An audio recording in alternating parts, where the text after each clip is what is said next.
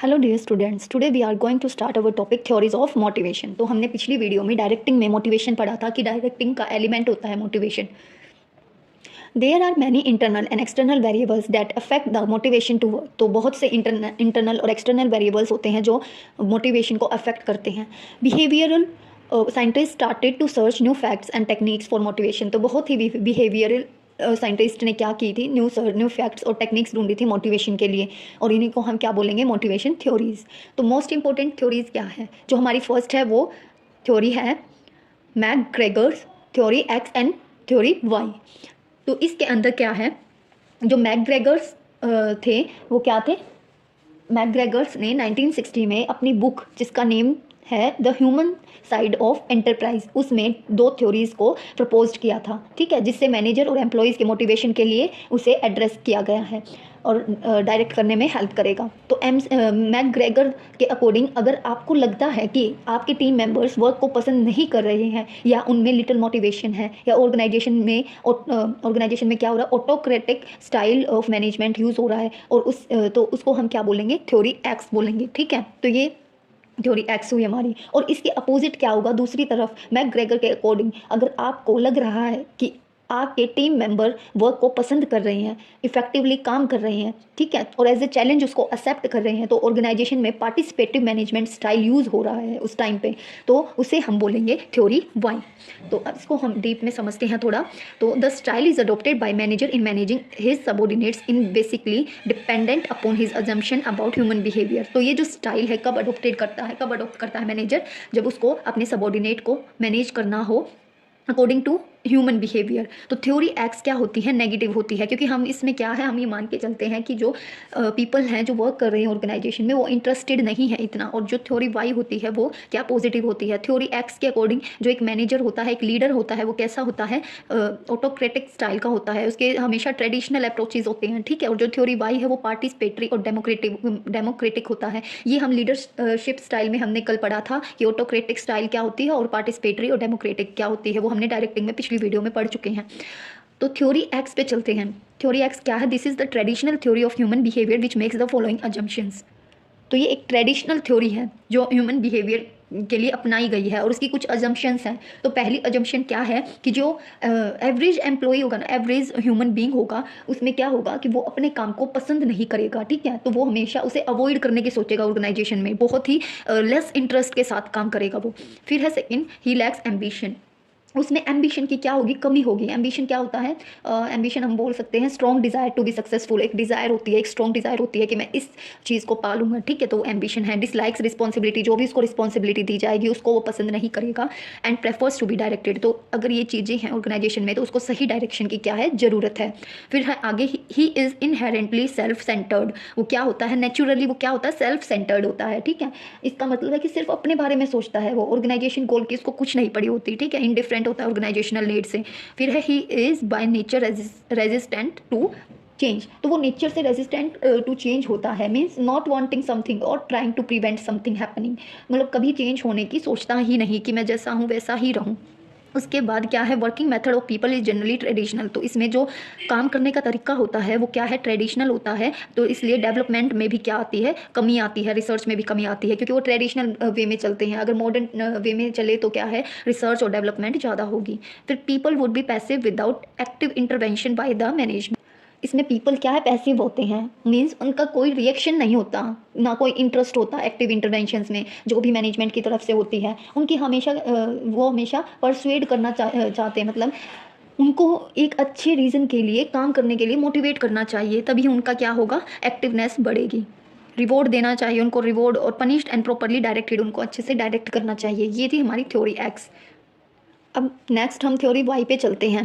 तो as a result of many psychological and social researchers, McGregor developed an opposing theory. Theory Y ये क्या है, Y x से opposed होती है, मतलब ये नेगेटिव नहीं होती, ये पॉजिटिव थ्योरी है। According to him theory Y is based on following assumption. इसमें क्या अजम्पशंस होगी, उसका उल्टा होगा कि वहाँ वो वर्क करके खुश नहीं था, अवॉइड कर रहा था, लेकिन यहाँ work is natural as play और रेस्ट। वर्क को नेचुरल माना गया है, provided the conditions are favourable, की जो कंडीशंस है वो क्या है, ठीक रहेंगी, फेवरेबल रहेंगी, ऐसा मान के चलते हैं उसमें एम्प्लॉयज़, ठीक है। वर्क क्या फेवरेबल और सुटेबल कंडीशंस प्रोवाइड करते हैं मैनेजर इसमें, इसमें एवरेज ह्यूमन बीइंग वर्क को डिसलाइक नहीं करते, ठीक है। फिर है external control and thirst of punishment are not the only means for bringing about efforts towards organisational objective. इसमें एक्सटर्नल कंट्रोल नहीं होता और पनिशमेंट का भी इतना कुछ सिस्टम नहीं होता, क्योंकि ये दोनों चीज़ ऐसी है कि इनसे ऑर्गेनाइजेशनल के ऑब्जेक्टिव अचीव नहीं किए जाते। इसमें क्या है, पार्टिसिपेटरी स्टाइल अपनाया जाता है कि एम्प्लॉयज़ के भी कुछ ओपिनियंस हैं तो उसकी भी रिस्पेक्ट करनी होती है, तो इसलिए उनके एफर्ट्स को बढ़ाने के लिए ये चीज़ें यहाँ इतनी काम नहीं देती। Man will exercise self direction, वो अपने आप को सेल्फ डायरेक्ट कर सकता है, ऐसा एज्यूम करके चला जाता है। यहाँ सेल्फ कंट्रोल होता है in the service of objective to which he is control, ठीक है। तो अब फिर है commitment to objectives is a result of the rewards associated with their achievement. तो जो भी उनको ऑब्जेक्टिव दिया गया है उसके लिए वो कमिट करते हैं कि हम क्या है इस ऑब्जेक्टिव को पूरा कर लेंगे, और उसके बदले में उनको रिवॉर्ड्स भी मिलते हैं अचीवमेंट के बदले में। The average human being under proper condition learn not only to accept responsibility but also to seek it। तो इसमें क्या एज्यूम करके चलते हैं हम कि जो एवरेज ह्यूमन बीइंग होगा जिसको काम दिया जाएगा किसी भी मतलब प्रॉपर कंडीशन में, वो क्या है सिर्फ ये नहीं सीखेगा कि वो रिस्पॉन्सिबिलिटी को एक्सेप्ट करे, बाकी उसको अच्छे से निभाएगा भी, ठीक है। He has capacity to exercise a relatively high degree of imagination and creativity in the solution of organizational problems individually, not narrowly distributed in the population. तो उसमें इतनी कैपेसिटी होती है क्योंकि उसको मैनेजर और जो लीडर है वो क्या है, डेमोक्रेटिक है, ठीक है। मतलब वो ओपन कर देता है कि जो हम मेरे एम्प्लॉयज़ हैं मैंने उनको फ्री कर दिया है कि वो कुछ भी इमेजिन करे, क्रिएट करे, मेरे से आके कम्युनिकेट करे और कुछ ऑर्गेनाइजेशनल प्रॉब्लम्स को क्या है सोल्यूशन से सॉल्व करे, नॉट तो नैरोली नहीं चलता, ठीक है। तो ये होता है थ्योरी वाई में, ये पॉजिटिव होती है। ये थी थ्योरी मैकग्रेगर ने जो दी थी। अब उसके बाद जो सेकंड थ्योरी है हमारी वो आ जाती है Herzberg's two factor theory, motivation hygiene theory. तो इसमें क्या है, जो फ्रेडरिक हर्ट्सबर्ग और उनके दो कोलैबोरेटर्स थे, ठीक है, मॉन्सनर एंड साइंड्रेमन कुछ ऐसे ही थे, तो उन्होंने मोटिवेशन हाइजीन थ्योरी को डेवलप किया था और मोटिवेशन टू वर्क बुक में ये मेंशन किया गया है, ठीक है। जो टू फैक्टर थ्योरी का कंसेप्ट है ना, वो क्या कहता है कि कुछ फैक्टर्स ऐसे हैं जो इंडिविजुअल के सेटिस्फैक्शन को और मोटिवेशन लेवल को दोनों को अफेक्ट करते हैं। तो इसमें ये दो फैक्टर्स लेके चलते हैं, फर्स्ट जो है हाइजीन और मेंटेनेंस फैक्टर्स और दूसरा होता है मोटिवेशन फैक्टर्स, ठीक है। ये था the motivation hygiene theory was propose by the Frederick Herzberg, a well known psychologist in 1959 में क्या क्या प्रपोज की गई ये theory. According to Herzberg there are two separate factors, एक है हाइजीन और मेंटेनेंस फैक्टर और एक है मोटिवेशन फैक्टर। तो हाइजीन फैक्टर पे चलते हैं। सबसे पहले जो पहला फैक्टर है जो मेंटेनेंस फैक्टर भी बोल सकते हैं, दे आर ऑल्सो कॉल्ड डिससेटिस्फायर्स। ये क्या है, डिससेटिस्फायर भी बोल सकते हैं, ठीक है इनको। The presence of these factors will not motivate people in an organisation. इसमें जो फैक्टर्स प्रेजेंट होते हैं ना वो क्या है, ऑर्गेनाइजेशन में पीपल को मोटिवेट नहीं कर सकते, अदरवाइज डिससेटिस्फैक्शन विल अराइज। तो डिससेटिस्फैक्शन क्या है, अराइज हो जाएगा। Herzberg called these factors as maintenance factor. क्यों बोला गया है maintenance factor, because they are necessary to maintain a reasonable level of satisfaction in the employees. क्योंकि ये जरूरी है कि एम्प्लॉयज़ को सेटिस्फैक्शन मिले, एक रीजनेबल लेवल तक उनको क्या है वो सेटिस्फाई हो पाए। और ये हाइजीन फैक्टर्स कौन से हो सकते हैं, जैसे कि और एम्प्लॉयज़ को क्या चाहिए होता है, इनको फिजिकल वर्क प्लेस अच्छा चाहिए होता है और इनको ये भी चाहिए होता है कि जो सुपीरियर के साथ रिलेशनशिप है वो अच्छा रहे, सैलरी अच्छी मिले, वर्किंग कंडीशंस अच्छी हों। तो ये सब क्या है, हाइजीन फैक्टर्स हैं, ठीक है। फिर हमारा आता है मोटिवेशन फैक्टर्स। तो motivation factors, these factors are satisfiers. ये सेटिस्फायर्स होते हैं। These are a set of job conditions and operate primarily to build strong motivational factors. ये क्या है, जॉब कंडीशंस का एक सेट है और ऑपरेट क्या करते हैं, ये मोटिवेशनल फैक्टर्स को और स्ट्रॉन्ग बिल्ड करते हैं, ठीक है। According to Herzberg the 6 motivational factors motivate the employees. तो 6 ऐसे कौन से फैक्टर्स हैं जो मोटिवेट करते हैं एम्प्लॉयज़ को, वो है अचीवमेंट, उनकी achievement, recognition, advancement, challenging work, possibilities and growth and responsibility. ये है हमारे मोटिवेशन फैक्टर्स। तो ये सेटिस्फायर्स होते हैं, ठीक है। However Herzberg model is not applicable in all condition. बाकी ये थ्योरी जो है ज़्यादा कंडीशंस में अप्लाई नहीं होती। The classification as maintenance and motivating factors can only be made on the basis of level of person's need of satisfaction, ठीक है। तो उनकी पर्सन की सेटिस्फैक्शन नीड पर क्या है ये फैक्टर्स बनाए गए हैं and relative strength of various needs. तो ये सारी जगह अप्लाई नहीं होते क्योंकि सबका बिहेवियर अलग अलग होता है, सबका सेटिस्फैक्शन लेवल अलग अलग होता है। फिर हम आगे चलते हैं अपनी थर्ड थ्योरी पे। ये क्या है, मैकलेलैंड अचीवमेंट और नीड थ्योरी। ये किसने प्रपोज की थी, David C McClelland a Harvard psychologist थे ये, has propose that there are 3 major relevant motives. तो यहाँ पर वो मान के चलता है कि जो ह्यूमन के जो पीपल है ऑर्गेनाइजेशन में, उनके मेनली 3 मोटिव्स रहते हैं।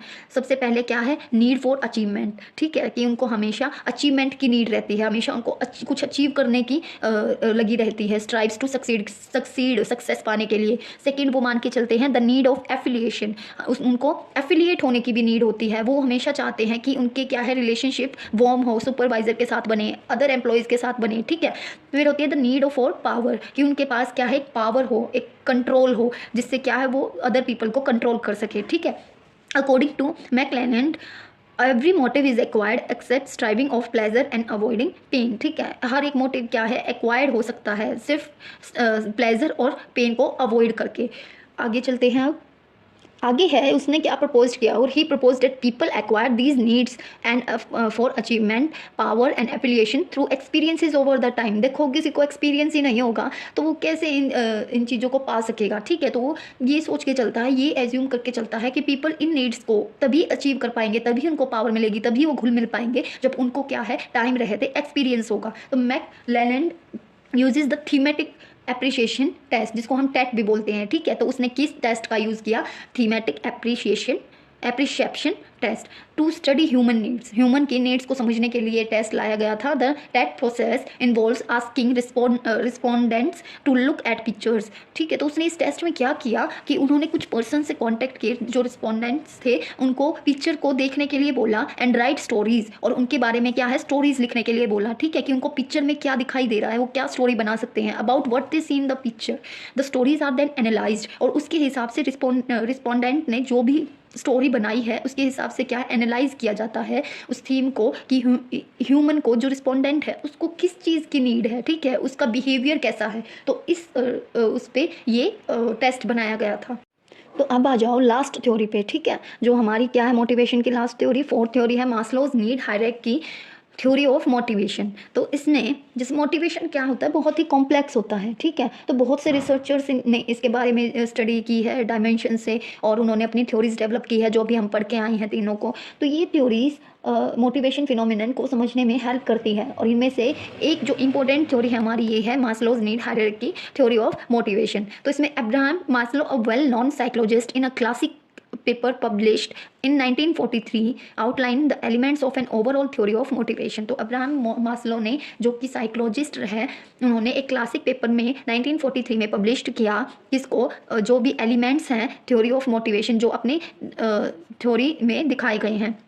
His theory was based on human needs। इनकी थ्योरी मेनली किस पे, ह्यूमन नीड्स पे बेस्ड है। He felt that within every human being there exists a hierarchy of 5 needs। उन्होंने क्या फील किया कि जो ह्यूमन बीइंग, जो भी हर एक ह्यूमन बीइंग होता है उनमें ये 5 नीड पक्का होती है, ठीक है। तो फर्स्ट हम पढ़ेंगे बेसिक साइकोलॉजिकल नीड्स कौन सी होती हैं। ये नीड्स हायरार्की में बहुत बेसिक होती हैं, इन्हें हम प्राइमरी नीड्स भी बोल सकते हैं, जैसे कि फॉर एग्जांपल हंगर हो गया, थर्स्ट हो गया, शेल्टर हो गया, स्लीप हो गई, ठीक है। ये कुछ बेसिक नीड्स हैं। ऑर्गेनाइजेशनल कंटेक्स्ट में अगर मैं बोलूँ तो एक पर्सन की क्या बेसिक सैलरी ही उसकी बेसिक नीड होती है, ठीक है। तो ये था बेसिक साइकोलॉजिकल नीड्स। फिर आते हैं हम आगे सेफ्टी और सिक्योरिटी नीड्स।